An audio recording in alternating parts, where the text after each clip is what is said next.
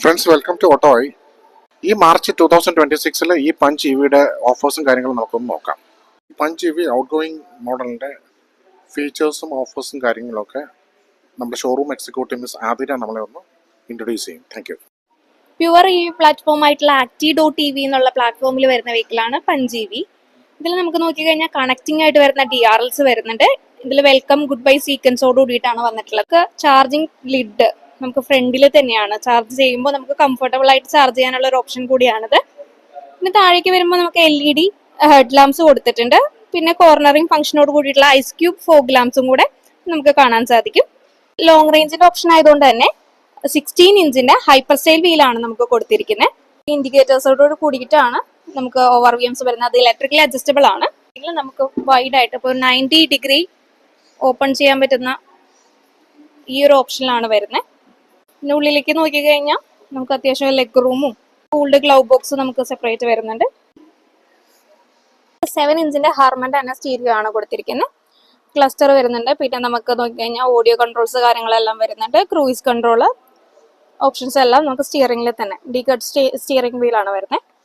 നമുക്ക് ഇത് പിന്നെ പുഷ് ബട്ടൺ സ്റ്റാർട്ട് ആണ് ഇവിടെ കൊടുത്തിരിക്കുന്നത്. പിന്നെ ഓൾ വീൽ പവർ വിൻഡോസ് ആണ്.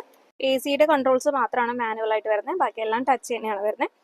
ഹസാർഡിന്റെ ഓപ്ഷൻ, ബൂട്ട് ഓപ്പൺ ചെയ്യാനുള്ളത്, ലോക്കിന് സെൻട്രൽ ലോക്ക് ചെയ്യാനുള്ള ഓപ്ഷൻ, അങ്ങനെയുള്ള എല്ലാ ഓപ്ഷൻസും നമുക്ക് ഇതിൽ തന്നെ കൺട്രോൾ ചെയ്യാൻ പറ്റും. 3 ഡ്രൈവിംഗ് മോഡ്സ് ആണ് വരുന്നത്. ഇക്കോ, സിറ്റി, സ്പോർട്സ് 3 ഓപ്ഷൻസ് ആണ് വരുന്നത്. അതിൽ നമുക്ക് ഡിഫോൾട്ട് ആയിട്ട് വരുന്നത് സിറ്റി എന്നുള്ള നോർമൽ ഡ്രൈവ് മോഡായിരിക്കും. പഞ്ച് ഇവിയുടെ കീ വരുന്നത് നമുക്ക് ലോക്ക് ആക്കാനും അൺലോക്ക് ആക്കാനുള്ള ഓപ്ഷൻ, ബൂട്ട് ഓപ്പൺ ചെയ്യാനും ലൈറ്റ്സിന്റെ അഡ്ജസ്റ്റ്മെന്റ്സ് കാര്യങ്ങളൊക്കെ നമുക്ക് ഇത് ത്രൂ ചെയ്യാൻ പറ്റും.